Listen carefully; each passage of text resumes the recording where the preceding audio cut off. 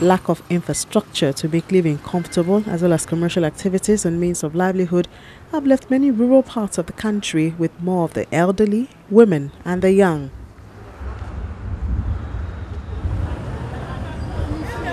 One of the consequences of urbanization is the creation of slums.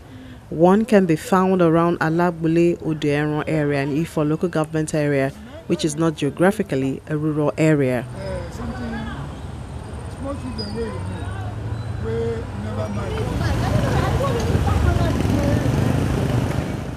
But this resident of 69-year-old Titus Ajama and his children and grandchildren does not look like urbanization. Right from this place to that estate, formerly it's a booth. So we develop it until all those places look nice. But a short time to come, all these places will look nice, like Okpebi area. That is how this place have to develop.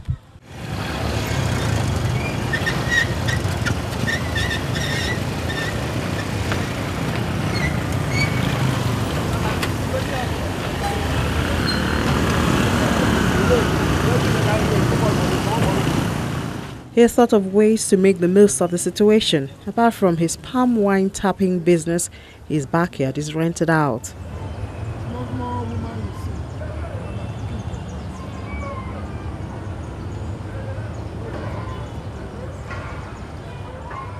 Some bowlers that rent some persons from me, that buy something and they keep them, when they load them plenty, they come and load them, carry go factory, go sell.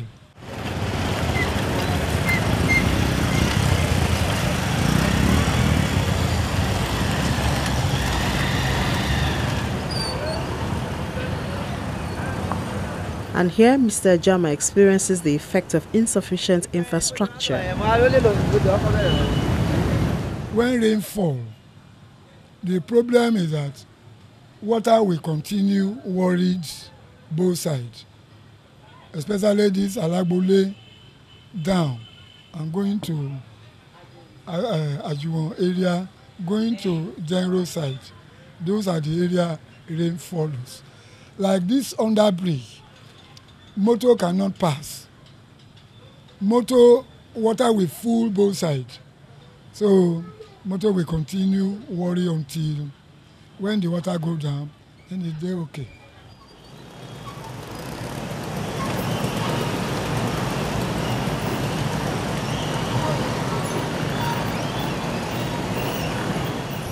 This challenge is further compounded by the continuous migration to urban areas, which has created in some areas an increase what government calls illegal structures. With insufficient housing comes shanties in unauthorized areas. The planning laws that exist in the state. In Ogun State, for instance, we have a 2005 law that guides building approvals and regulations. We as a nation or as a people, we are used to impunity, just operating at our own, pace, regardless of what the law says. People just wake up, get construction people, and they start building. They don't care what the purpose is for that particular location. So in those situations, you need to go hinterland off the expressway. You'll be shocked at the level of development there. But again, I must admit sometimes it's failing on the government part. Estates or residences don't spring up overnight. It takes time to construct, whether you like it or not. So when that happens, you must find a way around it.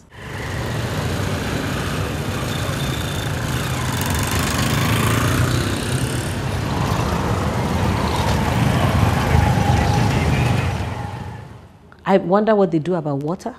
I wonder what they do about electricity, because like I said to you, they were not originally on the overall plan for residences or for residential development. So again, you now start struggling. How do you then draw them into the net of benefits that would exist ordinarily. It's not structured. They don't have proper roads leading to the place.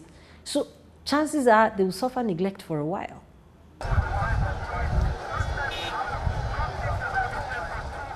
With unemployment comes artificial creation of markets. You find out that traders, the truth of the matter is they actually don't care. They just want to sell. And when you have people selling right by the roadside, whether between 5 or 10 meters, it becomes a problem. Because it means either people dropping off to buy from them or taking transportation when they're done shopping. They just want to hop onto and come off buses. Buses then don't have anywhere to pull over. The next natural instinct is just stay on the road, pick up or drop off. I think sometime back in January, we embarked on a cleanup of that axis, such that we forced the traders to push back some. The federal government's right of way, or rather setback, on that axis is 45 meters.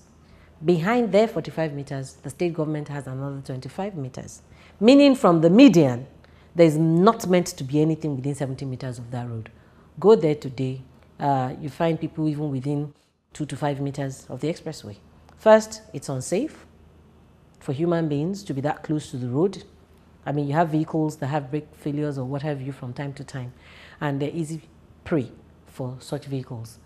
More importantly, like I said, they cause gridlocks, they cause traffic.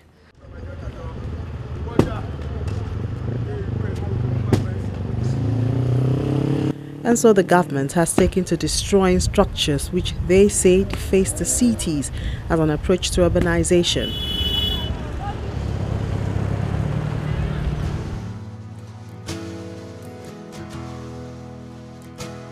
In Lagos, there was Maroko, an area which for many years was a riverine area but now is known as Sangros. Ogun State government has not lagged behind. Sometimes it's driven by different needs. You want to sanitize your environment, you want to secure lives and property, you do not want traffic, gridlock, and all this coexists to define what you call urban renewal or urban development of any location you choose to go. You see facades where you're driving past, you just see a fence. And you just assume, oh, there are a few shanties in front of that fence. Trust me, when you pull down shanties in front of those fences, sometimes what you discover behind, there was a particular location, the turning to the amusement park, closer to the Lagos end, when you're coming into Abeokuta. I mean, the shock was incredible. I realized that as we were chasing the shanty, the people manning the shanties, they were running behind the fence. And I just said to a couple of the policemen that went with me, I said, come with me.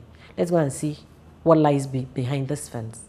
Believe me, there were over 500 inhabitants in there, most of them sleeping during daytime. I don't want to say much, but that gives you an inkling as to what happens at night. People that sleep during the day naturally must have something they do at night. I took down all the shanties. In fact, what I did was I had to toke. There's an expression we use when you don't break down totally and just, sort of marginally break down. We call it toking.